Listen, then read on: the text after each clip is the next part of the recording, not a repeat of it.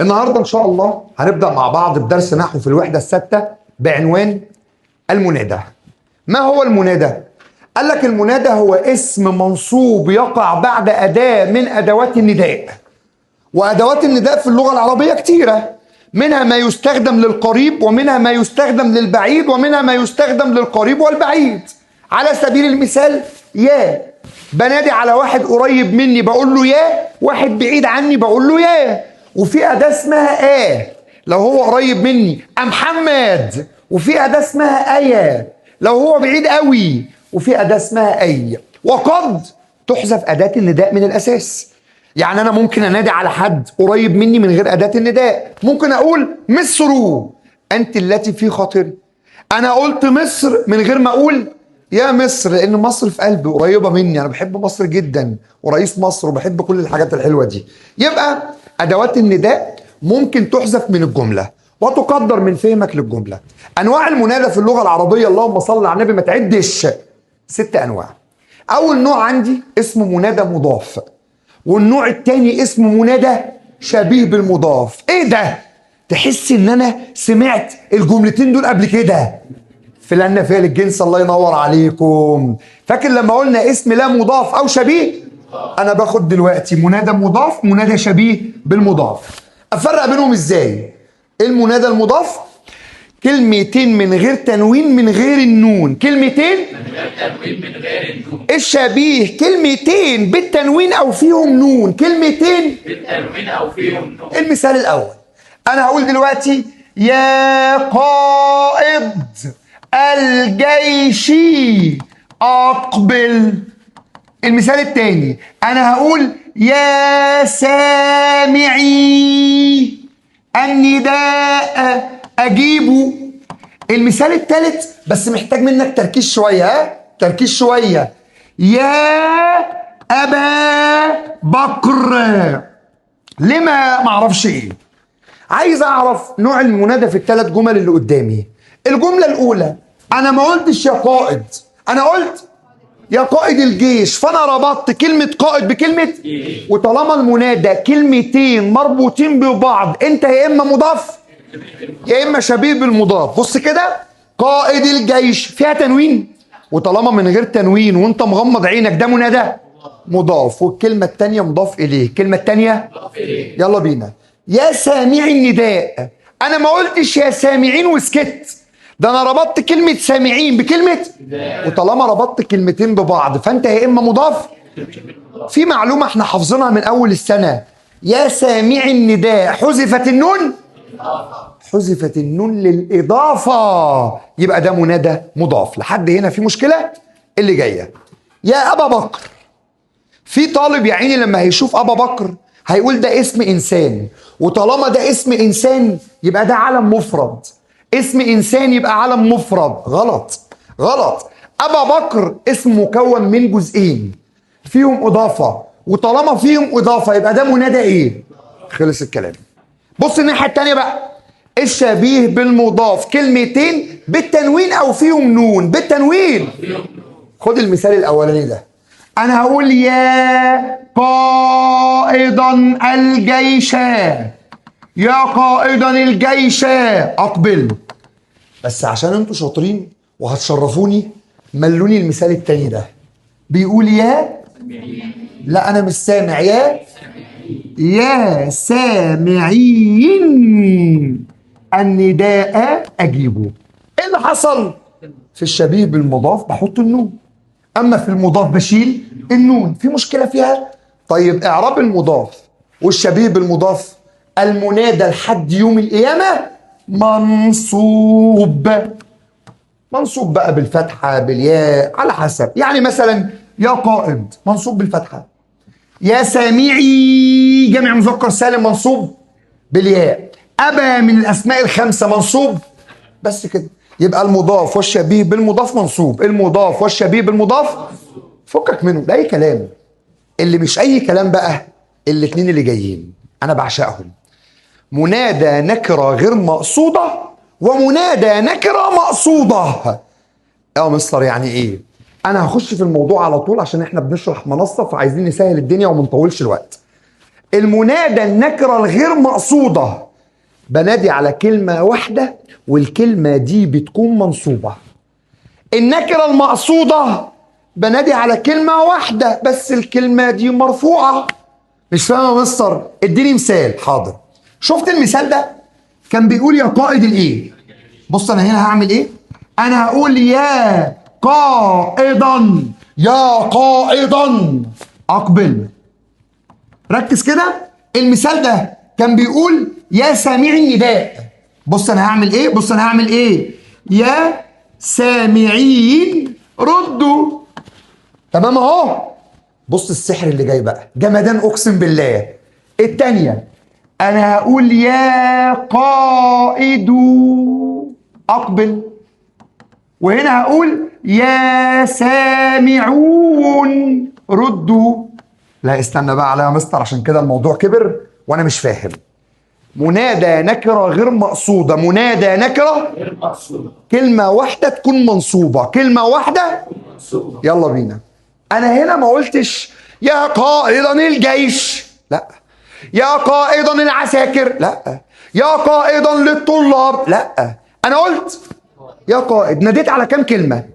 وطالما كلمة واحدة تبقى نكرة، يا إما مقصودة يا إما. بص القاعدة دي، بص القاعدة دي، بص. المنصوبة مش مقصودة، المرفوعة هي المقصودة. تاني والنبي أصل هما بيلخفنوا. تاني. المنصوبة مش مقصودة، المنصوبة مش مقصودة، المرفوعة هي المقصودة، المرفوعة هي المقصودة. هنا منصوبة، وطالما منصوبة مش مقصودة، طالما منصوبة بصوا مش مقصودة دي بينا وبين بعض، إنما إحنا بنقول نكرة غير مقصودة، بس أنا عشان أحفظها بقول اسمها إيه؟ مش مقصودة. طب اللي جاية يا سامعين. يا أخي بذمتك هل أنا قلت يا سامعين النداء؟ لا يا جماعة، أنا ما ربطتش المنادى بحاجة، أنا قلت يا سامعين بس. دي منادى كلمة واحدة، وطالما كلمة واحدة تبقى نكرة، يا إما نكرة غير مقصودة يا إما نكرة. هنا في ياء، والياء علامة نصب، وطالما منصوبة مش مقصودة، طالما منصوبة مش مقصودة. اللي جاية بقى بص أنا قلت إيه؟ يا قائد يا قائد حطيت ضمة، وطالما حطيت ضمة يبقى ده اسمه نكرة مقصودة، أنا بقصد حد بعينه. بص اللي جاية يا مسلمون، يا مسلمون، الواو علامة رفع، وطالما علامة رفع يبقى ده اسمه منادى نكرة إيه؟ نكرة مقصودة. خلص الكلام. عايز أحفظها يا مستر؟ يلا ورايا ورايا. المنصوبة مش مقصودة، المنصوبة مش مقصودة، المرفوعة هي المقصودة، المرفوعة هي المقصودة، المنصوبة مش مقصودة، المنصوبة مش مقصودة، المرفوعة هي المقصودة، المرفوعة هي المقصودة. عايز أعرف المنادى منصوب، يعني ده منادى منصوب. يا رب ما تغلط، يا رب ما تغلط. أمال ده يا مستر منادى إيه؟ مفيش في اللغة العربية اليوم القيامة حاجة اسمها منادى مرفوع، بس في حاجة اسمها منادى مبني على ما يرفع به في محل نصب. مستر أنا كمريم الجوجري وأنا بقرأ ما يرفع به حسيت إنه نطخ، مش فاهم حاجة. يعني إيه ما يرفع به؟ يعني هو لو مرفوع بالضمة أقول مبني على الضم، هو لو مرفوع بالواو أقول مبني على الواو، بس ما تنطقش كلمة منادى مرفوع. اوعى اوعى. منادى مبني. مستر انت بتثبت في كلمة مبني ليه؟ اقول لك لان المبني يضم ولا ينون. يعني اوعى في يوم من الايام تلاقيه كاتب يا قائد، غلط. عارف غلط ليه؟ لانه منادى مبني، والمبني المبني. الله ينور عليك. يلا ورايا. المنصوبة مش مقصودة، المنصوبة مش مقصودة، المرفوعة هي المقصودة، المرفوعة هي المقصودة. خش بعدها على منادى علم مفرد، وده لما نادي على اسم إنسان أو اسم بلد. يعني في حد أنا بناديله باسمه، يعني مثلا يعني لو قلت يا محمد منادى علم مفرد. لو قلت يا عائشة منادى علم مفرد. أحبك يا قدس منادى علم مفرد. طب افرض يا سيد أحمد يا إسماعيل قلت يا عبد الله منادى مضاف. ليه مضاف يا مستر؟ ما هو اسم إنسان أهو، ولكنه مركب تركيبا إضافيا.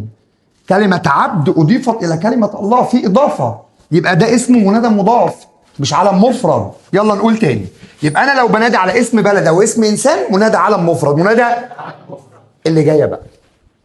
ده مش نوع من أنواع المنادى، ده طريقة منادى. أصلا المنادى 5 أنواع بس.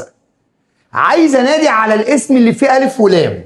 يعني أنا عندي واحد اسمه القائد، عندي واحد اسمه المظلوم، عندي جماعة اسمهم الناس. عايز انادي عليها هقول له يا القائد، انت يا ولا يا المظلوم. ايه يا عم ده؟ في حاجة اسمها يا الناس اسمعوا. يا عم انت جاي من بره ولا ايه؟ ايه يا الناس دي؟ لا يجوز النداء لما فيه ألف ولام بطريقة مباشرة.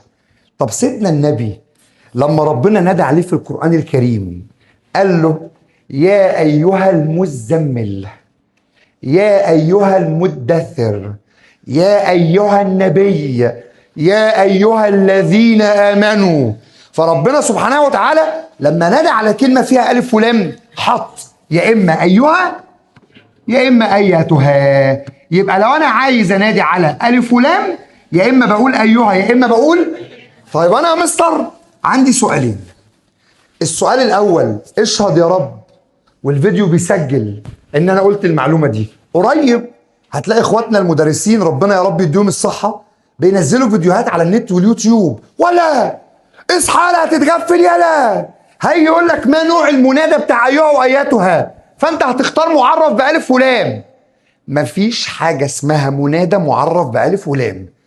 أمال لو قلت أيها وأيتها يبقى نوع المنادى إيه؟ نوع المنادى ساعتها بيكون نكرة مقصودة. اشهد يا رب، يبقى أنا لما نادي بأيها أو أيتها ده نكرة مقصودة. السؤال التاني وده للطالب المتميز، عايز أعرب الاسم الواقع بعد أيها وأيتها. أنا عارف إن أنتوا عارفين نعت مرفوع أو بدل مرفوع. إيه ده بقى يا مستر؟ نعت مرفوع أو بدل مرفوع. يلا بينا. لو بعد أيها وأيتها مشتق يعرب نعت مرفوع. لو بعد أيها وأيتها اسم جامد يعرب بدل مرفوع. مستر أنا حمار مش فاهم يعني إيه اللي أنت بتقوله ده. لو بعد أيها وأيتها اسم فاعل اسم مفعول صيغة مبالغة يعرب نعت مرفوع. لو بعد أيها وأيتها مش اسم فاعل ومش اسم مفعول ومش صيغة مبالغة يعرب بدل. يلا بينا. يا أيها القائد اسم فاعل، يا أيها المظلوم اسم مفعول، الاتنين دول نعت مرفوع. يا أيها الناس، كلمة الناس هنا ولا اسم فاعل ولا اسم مفعول ولا صيغة مبالغة، يبقى ده يعربه بدل. في مشكلة؟ طب هل تتوقع ان انا كده خلصت المنادى؟ انتوا ناس شاطرة اصلا. هناك 5 انواع من المنادى ما احبهم الى قلبي. انا اعشق اللغة العربية واعشق شرح الانواع دي. ركز معايا. الانواع دي في الوحدة الستة ولكنها لم تأتي في امتحان ولا مرة. يعني من سنة 2000 لحد 2025 ولا مرة دول جم، ومش هيجوا السنة دي. بس أنا بصراحة بحب أقولهم عشان اللغة العربية، فاهم يعني لغتنا. تعال نفهم إيه اللي أنت كاتبه ده. أول حاجة لو أنا عايز أنادي على كلمة الله أعمل إيه؟ أقول يا أيها الله. عيب، حاشا لله. كلمة أيها نكرة، نكرة مقصودة، والله لا ينكر. أمال أعمل إيه يا مستر؟ حضرتك كل اللي هتعمله هتقول يا الله. ايه ده يا مستر؟ هو انا ينفع انادي على الكلمه اللي فيها الف ولام؟ ما انت مش فاهم. انا ما ينفعش اقول يا الكاتب، ما ينفعش اقول يا المعلم، بس ينفع اقول الله، لان الله دي مش الف ولام تعريف، دي مش الف ولام بتاعه التعريف. يعني مثلا عندي كلمه مهندس عايز اخليها معرفه، المهندس. عندي كلمه كاتب، الكاتب. انما كلمه الله دي اسمها العهديه، خاصه هنا بكلمه الله. بس في معلومه بقى، لما تيجي تنادي على الله هتقول يا الله، بس عارف هتكتبها ازاي؟ هتحط على الالف همزه. يا الله. يا مستر ينفع؟ قال العهديه لازم احط لها هنا همزه. طب افرض انا مش عايز اقول يا، عايز انادي على ربنا من غير يا. حاضر، قول اللهم بس. يبقى انت لما تنادي على ربنا وتدعي حاجه من اتنين، يا اما تقول يا الله يا اما تقول. ده النداء الاولاني. النداء التاني اسمه نداء الترخيم. ايه الترخيم ده؟ بيرخم يعني؟ يعني ايه بيرخم؟ يعني بيقلل في حروف الكلمه. انا مش فاهم دي يا مستر، بيصغر الكلمه؟ لا، التصغير حاجه والترخيم حاجه. الترخيم ان انا اشيل حرف حرفين من اخر الكلمه. حد كده بحبه فعايز ادلعه يعني. سيدنا النبي صلى الله عليه وسلم لما كان بينادي على عائشه ما كانش بيقول لها يا عائشه. بصوا كان بيقول لها ايه؟ يا عائشة. الله، ده دلع. يشيل التاء مربوطه نداء للترخيم. لما كان بينادي على فاطمه بنته كان يقول لها يا فاطمه. والله حضرتك عايز تنادي على واحد صاحبك تقول له يا برو. يا برو ايه يا مستر؟ يا برو دي اختصار لبراذر. هنا بدل ما اقول له يا صح بي قلت له يا صح. ده اسمه نداء للترخيم، كله منادى مبني على الضم. النداء اللي جاي جامد قوي اسمه نداء للندبه. مستر يعني ايه نداء للندبه ده؟ نداء للندبه هو نداء غرضه اظهار الهم والحزن، ولكن استخداماته محدده. يعني ايه يا مستر؟ يعني مثلا حد بيندب حاله مثلا، يعني حد بيندب على حد، يعني مثلا واحده جوزها مات فبتقول ايه؟ يا لهوي يا خرابي. تعرف ان يا لهوي ويا خرابي دي مش لغه عربيه؟ طب لو هي عايزه تندب جوزها باللغه العربيه تقول ايه؟ ولهوي. تخيل واحده جوزها مات تقول وخرابه. متجوزه واحد اسمه خرابه. خليك معايا. والله ما بركش. نداء الندبه ان انا ابدا بحرف اسمه واو الندبه ثم المندوب عليه. يعني انا مثلا هقول وعمر وعمراه، دي اسمها واو الندبه وده المندوب ودي اسمها هاء السكت.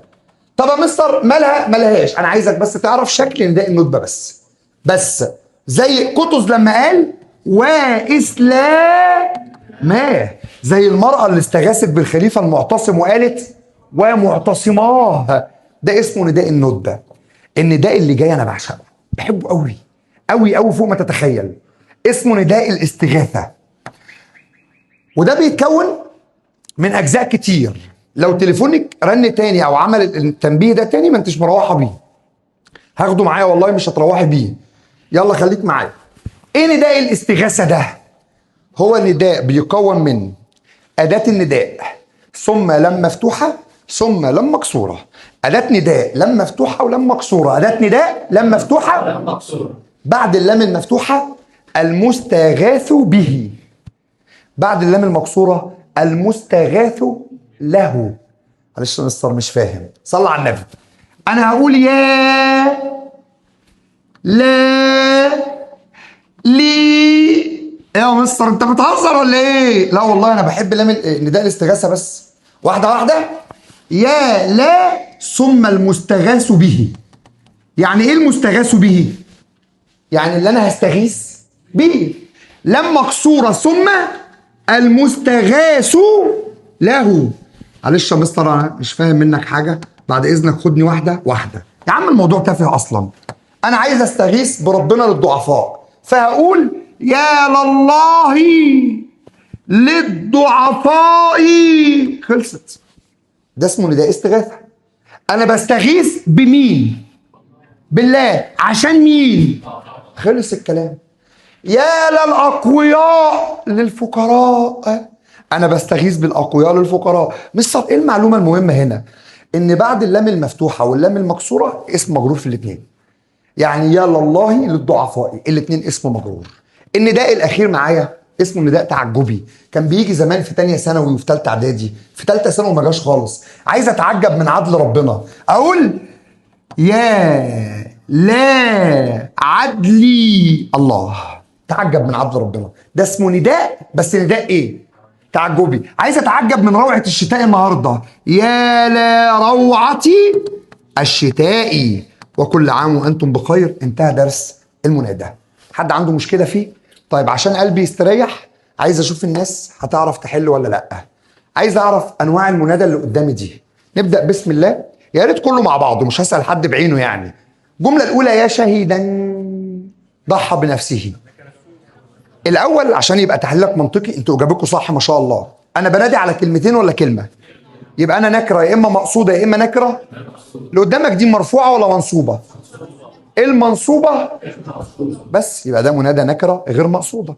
اللي جاية يا ذا العلم مضاف، ذا العلم اللي وراها جامدة، يا بني مضاف، فجأة اتشليته. طب ليه منادى مضاف؟ لأن كلمة بني دي عبارة عن جزئين.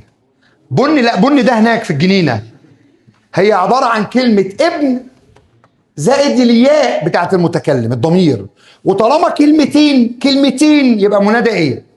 منادى مضاف صح. يا معلم قولوا انتوا يا معلم نكرة ايه؟ طب لو عايزها غير مقصودة الله يحميكم يا احمد لا تتهور، علم مفرد. في مشكلة في المنادى حلو قوي. الدرس الثاني انا والله الذي لا اله الا هو اعشقه كل العشق، لان الدرس ده موجود في القرآن الكريم بكثرة. بص الجمال، لو انت مش عايز تتمتع بالدرس عشان هو ثانوية عامة، اتمتع بيه عشان تعرف تقرأ القرآن. قراءة القرآن بتحتاج تدبر. عارف وانت بتقرأ القرآن وعارف مواضع حروف الجر الزائدة، وعارف ان الكلمة دي اعرابها مفعول به مع ان قبلها حرف جر، الكلمة دي اعرابها خبر كان مع ان قبلها كاف. الحاجات دي كلها متعة وانت بتقرأ القرآن. انا بحب الدرس ده بصراحة. اخر جملة هقولها، الدرس ده والله فيه معلومات كتير بس هو سهل، واحنا هنطبق على الدرس دلوقتي مع بعض، هنحل دلوقتي كتير قوي، فهنشوف السؤال عامل ازاي بتاعه، الدرس سهل ازاي. نبدأ يلا. حروف الجر الأصلية في اللغة العربية زمان حروف الجر 8 احفظهم زي عينيا، من إلى عن على في الباء الكاف، ده زمان. النهارده حروف الجر 16، مش لاقي نغمة موسيقية. يبقى زمان كان حروف الجر 8، النهارده 16. أول 8 احنا حافظينهم. كمل يا مستر. حروف الجر الأصلية منذ ومذ. ايه ده بقى يا مستر انا ناقص لخبنه؟ احنا مش لسه كنا واخدين في الوحده الرابعه منذ ومذ؟ ظروف ازاي كاتبها لي حرف جر؟ حلاوه اللغه العربيه. منذ ومذ ممكن تبقى ظرف، ممكن تبقى حرف جر. بص الجملتين دول، لم استسلم منذ ايه لم استسلم دي؟ لم اقرأ منذ حل العيد. الجملة الثانية لم أقرأ منذ العيد. عايز أعرف إيه الفرق ما بين منذ في الجملتين. كله معايا منذ ومذ بعدها جملة تبقى ظرف زمان. منذ ومذ بعدها كلمة تبقى حروف للجر. يبقى منذ ومذ بعدها جملة، منذ ومذ بعدها جملة تبقى ظرف زمان. يلا بينا. لن أقرأ منذ حل العيد، فعل وفاعل كده، منذ بعدها جملة ولا كلمة؟ يبقى دي ظرف. خلصت. بص اللي جاية بقى، لم أقرأ منذ العيد، هنا جاي بعدها كلمة واحدة، ساعتها منذ تبقى حرف جر واللي وراها اسم مجرور. في مشكلة هنا؟ تمام. حتى يا مستر انا ناقص لخبنه يا مستر، هي مش حتى دي اداه من ادوات نصب المضارع؟ يا نهار اسود. حد يسمع عن سيبويه؟ من مؤسسي علم النحو. سيبويه قبل ما يموت سالوه تلاميذه القريبين منه، قالوا له أأتممت منهجك؟ خلاص انت كده خلصت المنهج بتاعك؟ بصوا قال لهم يعني الراجل بيموت يا عيني، بيموت وبيحلم بحتى، بيموت بيطلع في الروح. بصوا قال لهم ايه؟ اموت وفي نفسي شيء من حتى. انا بموت بس جوايا في حاجه في حته لسه مش فاهمها. وضع علم النحو في حاجه في حتى مش عارف يجيبها. ارمط هيجيبها. عارف انت اللي هو اموت وفي نفسي لسه ما كملتش حتى دي مذاهب. كان في فيلم اسمه الايدي الناعمه بتاع بفتحه احبك. كان فيها واحد واخد دكتوراه في حتى. تخيلين حتى عامله ازاي؟ نهايه الكلام عشان ما نخرجش بره الحصه. حتى ممكن تبقى اداه من ادوات نصب المضارع، وممكن تبقى حرف ابتداء، وممكن تبقى حرف جر. ايه اللي يهمني دلوقتي؟ حرف جر. حتى لو جت بمعنى الى، اللي وراها اسم مجرور. اعبد الله حتى النهايه، اعبد الله الى النهايه، فهنا حتى حرف جر واللي وراها اسم مجرور. رقم 3 أو 4 أو 5، عدا وخلا وحاشا. ايه ده؟ احنا لسه واخدينها في الاستثناء. يا بهجت، ومش هنغير كلامنا. مش احنا قلنا عدا وخلا وحاشا ادوات استثناء ممكن اللي يجي وراها مفعول به، وممكن اسم مجرور، بس بشرط تيجي بمعنى الا. يعني على سبيل المثال، احب الناس عدا المنافق. معنى الجمله انا بحب الناس الا المنافق، اسم مجرور. اخر حروف جر اصليه الواو والتاء. لا يا مستر دي جديده، دي بقى يا مستر دي جديده بقى. الواو حرف جر؟ ازاي يا مستر؟ ده الواو حرف عطف يا عم. ده في واو حرف عطف، وواو معيه، وواو الحال، وواو استئنافيه، وواو سودا على سنينك السودا. امال ايه واو حرف الجر دي؟ اذا اتت مع القسم والله ورب الكعبه والمصحف والانجيل والمسيح الحي، واو لما بيجي وراها قسم بتبقى حرف جر واللي وراها اسم مجرور. تمام كده اهو. طب الته، انا عمري ما سمعت التاء حرف جر مع كلمه الله فقط. التاء حرف جر خاص بلفظ الجلاله تالله، وما بتجيش غير مع الله. يعني ما ينفعش تقول المصحف. ايه المصحف؟ انت مجنون يا عم ولا ايه؟ الانجيل. بقول لك ايه؟ رب الكعبه. لا، ما فيش الكلام ده. التاء لا تاتي الا مع لفظ الجلاله الله فقط، ودي كانت حروف الجر الاصليه. هنا انت بتحلمي ولا ايه؟ انت عامله كده ليه؟ دخلت في حلم ولا ايه؟ ايه سلمى، معلش انا اسف، معلش. معايا؟ رد عليا معايا. عايزه تبوظي لي الفيديو؟ حروف الجر الزائده. بسم الله. عشان تعرف حرف الجر الزائد في طريقتين للشرح. في طريقه اسمها طريقه صلي صلي، وفي طريقه اسمها طريقه الضمير المرتاح. نبدا بأنهي طريقه؟ طريقه صلي صلي.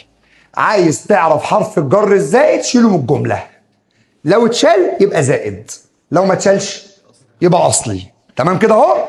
حروف الجر الزائده 3: من والباء والكاف. الى ما تجيش حرف جر زائد، عن ما تجيش حرف جر زائد، عدا خلا حاشا ما تجيش حرف جر زائد. حروف الجر الزائده 3: من والباء والكاف. تعال نبدا بطريقه صلي صلي. بيقول لك ايه؟ ما شرح المعلم من درس الا فهمناه. عايز اعرف هل من اللي قدامي دي حرف جر زائد ولا اصلي؟ بطريقه صلي صلي شيلها. يلا، ما شرح المعلم درس الا فهمناه. خلص الكلام. طب معلش انا مستر اديني واحده كمان، صلى على النبي. انا هقول دلوقتي وما هم بخارجين. حد يكمل الايه. وما هم بخارجين من النار. حبه ملاحده قاعدين. عايز اعرف الباء دي حرف جر زائد ولا اصلي؟ بطريقه صلي صلي شيلها من الجمله. وما هم خارجون من النار. عادي، الباء اتشالت اهي ولا ليها اي لازمه يعني. يبقى حرف الجر الزائد هو حرف الجر اللي يمكن الاستغناء، بس دي بطريقه صلي صلي. بالطريقه اللغويه، عايز تعرف حرف الجر الزائد قول وغير. بعد النفي الاستفهام بعد كفى افعل بي خبر ليس. حرف الجر الزائد: واحد بعد النفي، واحد الاستفهام، بعد كفى، بعد افعل بي، ثم خبر ليس، ثم واحده واحده بقى معايا. رقم 1: ما شرح المعلم من درس. انا بقول لك ان من حرف جر زائد، بس انت مش مصدقني. حضرتك بص في اول الجمله هتلاقي نفي، وطالما لقيت نفي يبقى ده حرف جر زائد. طب عايز اعرف كلمه درس ولا يهز فيك شعره، شيل حرف الجر، اعرب حسب الموقع. شيل حرف الجر واعرب حسب. يعني ايه يا عبد الرؤوف؟ مين اللي شرح؟ المعلم. فاعل. شرح ايه؟ تشرب ايه؟ يعني الدرس هيعربها. بس خد بالك، مفعول به، وهنكتب دلوقتي حاجه اسمها محلا ولفظا، بس سيبها شويه. يلا اللي جايه. وما هم بخارجين. لا انا مش هقدر اعرف المثال ده لان دي اسمها ما الحجازيه، ولا اقول لكم لحد ما ناخدها الحصه الجايه، يعني خدنا على قد عقلي. عايز اعرف هم مبتدا.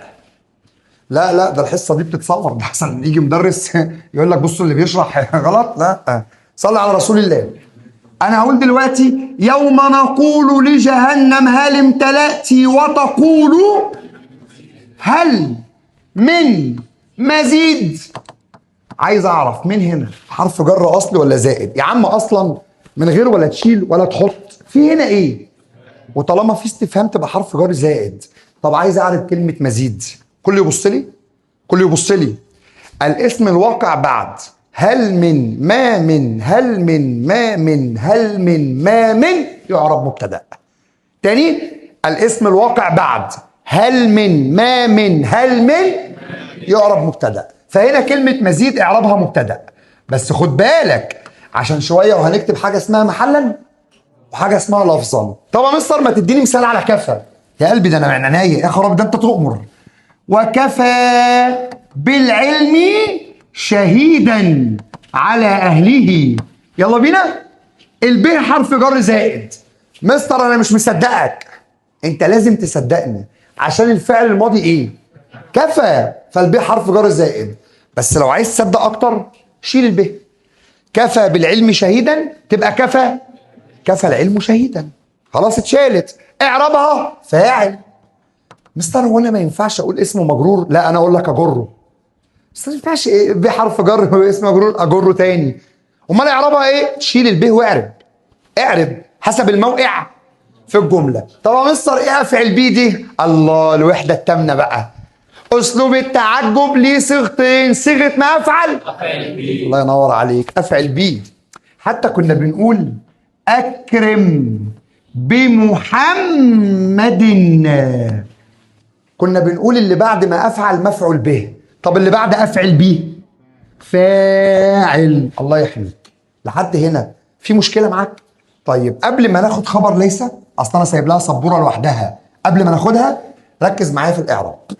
حضرتك عايز تعرب اللي بعد حرف الجر الزائد. بنشيل حرف الجر نعرب حسب الموقع. بنشيل حرف الجر ونعرب حسب الموقع. يلا بينا. انا عربت الاولى دي مفعول به، لا اختلاف، هي فعلا مفعول به.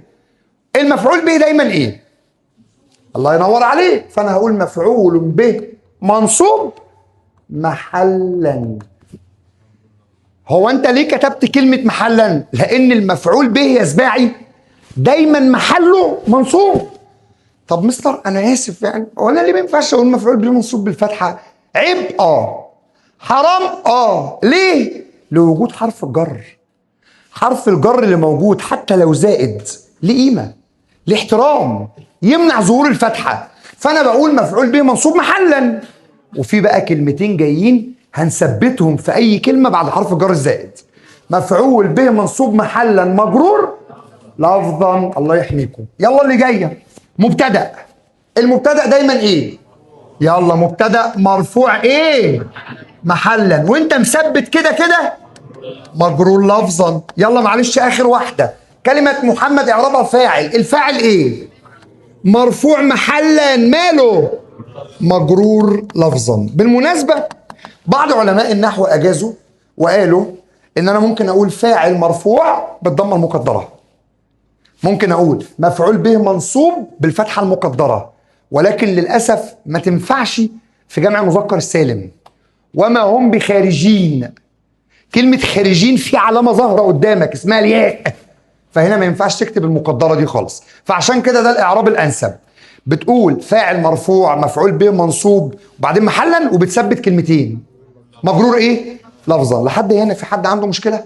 ركز بقى في اللي جايه عشان اللي جايه مش شويه. ليس وكاف. لا ده انا اسيب القلم، كله معايا. ها؟ ليس وكاف قول ورايا. ليس وكاف.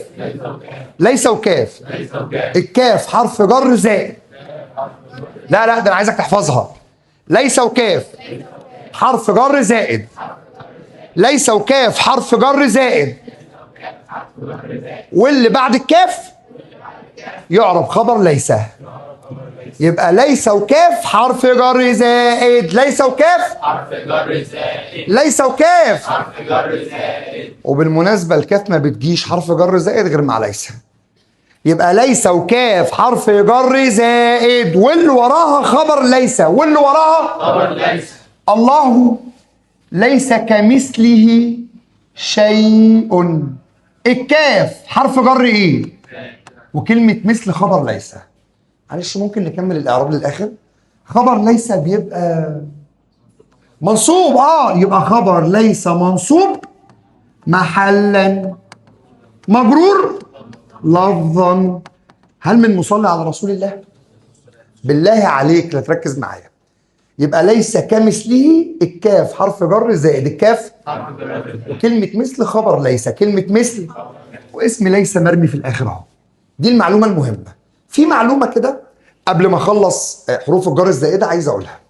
انا هقول دلوقتي لم يكن المعلم بساهل عن الدرس. انا عايز اقول معلومتين هنا. المعلومتين دول للاسف ما اتقالوش في المجاميع اللي قبلك كلها، بس عشان المنصه احنا بنقول كل حاجه. صلى على رسول الله. كلمه ساهن اعرابها ايه؟ انتوا ليه تشليتوا؟ ما انا قلت شيل حرف الجر واعرب. يلا المعلم اعرابها اسم ايه؟ اسم كان. يبقى ساهن خبر كان منصوب محلا مجرور لفظا. السؤال بقى، السؤال عايز اعرف خبر كان هنا نوعه ايه؟ هل هو خبر مفرد ولا هل خبر شبه جمله عشان البيه حرف جر؟ طيب عشان ما اطولش عليك، ده خبر مفرد. ازاي يا مستر؟ ما هو في حرف جر. ايوه ما هو حرف جر زائد. ده خبر مفرد، ده خبر مفرد. حرف الجر الزائد ما بيدينيش خبر شبه جمله. الحاجه الثانيه، افرض حبيت اشيل البه، اكتب كلمه ساهن ازاي؟ رجعها بقى منصوب. لم يكن المعلم ساهيا. مين بيحب سيدنا النبي فصلى عليه؟ اخر معلومه، اخر معلومه في الحته دي. انت دلوقتي قلت مفعول به منصوب محلا مجرور لفظا. بصوا الجمدان، جمدان القرآن الكريم، النحو. افرض انا حبيت احط علامة، احط علامة المحل ولا اللفظ؟ بنت يا سلمى خليكي معايا عشان المعلومة دي صعبة قوي. انا عايز احط علامة يا جماعة، احط علامة المحل واقول مرفوع ولا احط علامة اللفظ واقول مجرور؟ يعني انا دلوقتي اقول اكرم بمحمد، كده انا خدت علامه الجر، ولا اقول محمد وخدت علامه الرفع؟ بص يا سيدي، لما يجي لك مرفوع محلا مجرور لفظا خد علامه اللفظ دايما. اي اسم بعد حرف الجر الزائد بياخد علامه الجر، واكبر دليل في القران الكريم. بص ربنا قال ايه في القران الكريم. بص وما ربك بظلام للعبيد. ما دي هناخدها الحصه الجايه، اسمها ما الحجازيه، العامله عمل ليس. وكلمه ربك اسم ليس مرفوع، وكلمه ظلام خبر ليس منصوب. السؤال بقى، هو منصوب محلا، حد يكمل؟ مجرور لفظا. ايوه يا مستر، يعني اخد علامه المحل منصوب ولا علامه اللفظ مجرور؟ ارجع للقران، ربنا قال وما ربك بظلام للعبيد، باخد علامه اللفظ. هنا في مشكله. طب انا كده خلصت الدرس، فاضل حاجه اسمها، لا لسه مش التناتيش، حاجه اسمها حرف الجر الشبيه بالزائد. ايه ده بقى يا مستر؟ احنا هنهرج يا ايمي ولا ايه؟ حرف جر شبيه بالزائد اهو. عارف التيك توك مش بيظهر حاجه اسمها شبيه العوضي؟ في واحد بيبقى اسمه شبيه العوضي، ده بقى شبيه العوضي. مش عارف افهمها لك ازاي. في عيال كده فريق بكابورتات عاملين نفسهم كره قدم، واحد شبه مبابي. عارفين الراجل اللي هو اللي شبه ده اسمه شبه امبابي. اللي احنا هناخده دلوقتي بقى شبيه اللي شبه امبابي. مش فاهم يا مستر. اللي انا هاخده دلوقتي حرف جر مش اصلي ومش زائد، هو حرف جر شبيه بالزائد. هو حرف جر واحد في اللغه العربيه اسمه ربما، اللي هو ميبي بيرهابس. هو ده. مش عارف كلمه تانية بالانجليزي. هو في 3 حاجات، ميبي او بيرهابس او واحده كمان. بروبابلي. بروبابلي ايه بروبابلي ده؟ خليك معايا عشان ما اقولش كلمه عيب عشان الفيديو بيتصور. حرف الجر الشبيه بالزائد الوحيد في اللغه العربيه اسمه ربة. هل من مصلي على رسول الله؟ الاسم الواقع بعد ربة مبتدأ مرفوع محلا مجرور لفظا. مبتدأ بعد ربة مبتدأ مرفوع محلا. بص دي رب ضارة نافعة. رب أخ لم تلده أمك. ركز كده. ضارة أخ مبتدأ مرفوع محلا مجرور لفظا. بصوا يا جدعان المعلومة دي معلومة كده من نار. وقد تحذف رب من الجملة. بقول لكم ايه، هي مش معلومة مهمة، هي معلومة جحدة. جحدة. قد تحذف رب من الجملة يا سلمى، وبيعوض لي عنها بواو اسمها واو ربة. بنت يا بنت ياسين كذا على السبورة يا عجلة معايا. وبيعوض لي عنها بواو اسمها واو ربة. زي الشاعر امرؤ القيس أكحمه الله مطرح ما راح كان بيقول وليل كموج البحر. هل تعلم ان الجملة دي كان اصلها وربة ليل؟ مستر طب وانت عرفت منين؟ اهي واو ربة عبارة عن واو في اول الجملة زائد نكرة مجرورة. واو في اول الجملة زائد نكرة مجرورة. تاني واو في اول الجملة. ادي الواو في اول الجملة وادي النكرة المجرورة. اعربها مبتدأ مرفوع محلا مجرور لفظا. عارف صعوبة الجملة دي ايه؟ لو عملت كده وذي عقل ينعم بعقله. عايز اعرف ذي. يا نهار اسوح لو جت. عارفين ايه ابعد اعراب هتختاره؟ مبتدأ. عارف انت مش هتختار مبتدأ ليه؟ لان كلمة ذي لو مبتدأ هتبقى ايه؟ هتبقى ذو. فانت مش هيجي في بالك انها مبتدأ. هتنزل تختار اسم مجرور هتختار مضاف اليه هتختار معطوف مجرور. بس هي مبتدأ لان الواو دي اسمها واو ربة. طب وانت عرفت منين؟ ادي الواو ادي النكرة المجرورة في اول الجملة. هو قصده يقول وربة ذي عقل، فساعتها تبقى مبتدأ مرفوع محلا مجرور لفظا. لحد هنا في حد عنده مشكلة؟ طيب ركز عشان انا عندي معلومة كمان في ربة اخر سبورة رقم 11 اهي هنقولها كمان شوية. اخر معلومة في درس حروف الجر الزائدة خاصة بالفعل الماضي كفى. اشهد يا رب ان انا بشرح المعلومة عشان دي معلومة امتحان ثانوية عامة 2026 بإذن الله الواحد الأحد القهار. كفى. بصوا أنا عندي كام طريقة لشرحها بس دي أفضل طريقة. كل يبص معايا. كفى زائد ب زائد اسم. كفى زائد ب زائد اسم. أنا شايف إن هما لحد كده شبه بعض. آخر الجملة أي كلام، آخر الجملة مصدر. هنا الموضوع بيختلف. اديني أمثلتك يا مستر. الجملة الأولى كفى بالله وكيلا أو حسيبا. وهقول كفى بالعلم أن يرشد أهله. يا نهار اسود على الجمدان. قسما بالله العظيم متعة النحو واللغة العربية. هل تعلم أن كلمة الله هنا غير إعراب كلمة العلم هنا؟ إزاي يعني يا مستر؟ دي كفى بالله ودي كفى بالعلم. إزاي يعني؟ أنا أقول لك. لو جالك بعد كفى اسم وبعد الاسم يا دينا أي كلام، أي كلام، الاسم ده بيعرب فاعل. يعني كلمة الله هنا اعرابها فاعل مرفوع محلا مجرور لفظا. صح صح صح صح. هيغفلوك. لو جالك بعد كفى اسم وبعد الاسم مصدر مؤول، المصدر المؤول هو الفاعل. امال الاسم ده مفعول به مقدم. شفت الصعوبة بتاعتها؟ طب تعالى اما اقولها تاني. انا هكتب دلوقتي جملتين. هقول كفى كفى بالمعلم شارحا للدرس الجميل.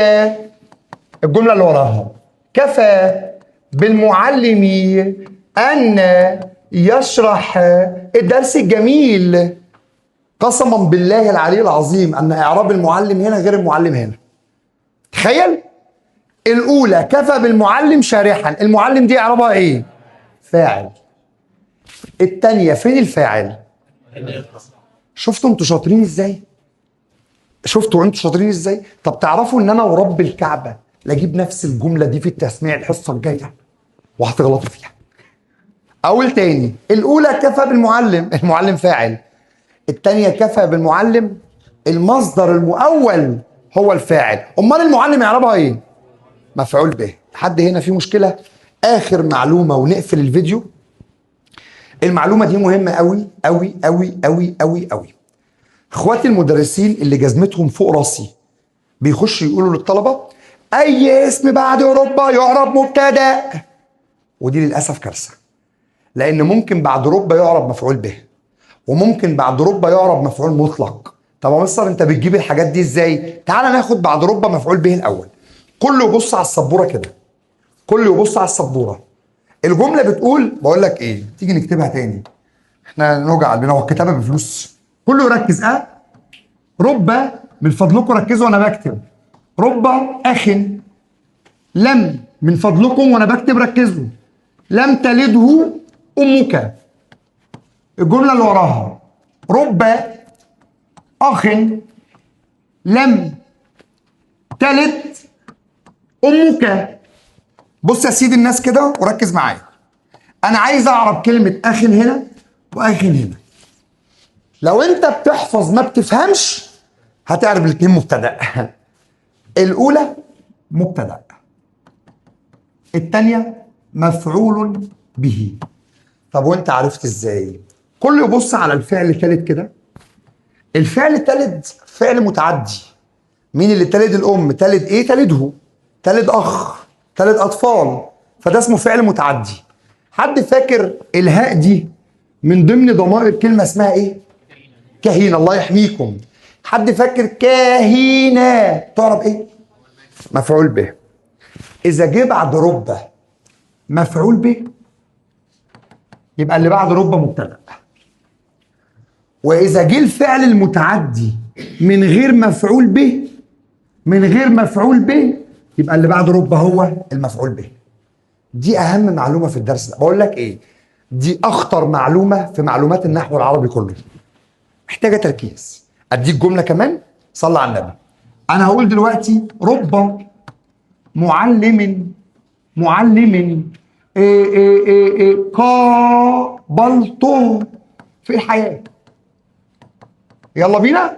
عايز اعرف كلمة معلم، انا لسه شارحها. اعرابها ايه؟ مبتدأ مرفوع محلا، اخليها لك مفعول به. رب معلم قابلت في الحياة، كده بقت مفعول به. شكرا على حسن الاستماع، شكرا لكم حبايبي. اتمنى يا رب تكونوا فهمتوا على خير. حل وابعت لي وريني ايه اللي ناقصك وانا معاك. قوم يا حبيبتي اطفي الفيديو بسرعة بسرعة قبل الناس تتفرج.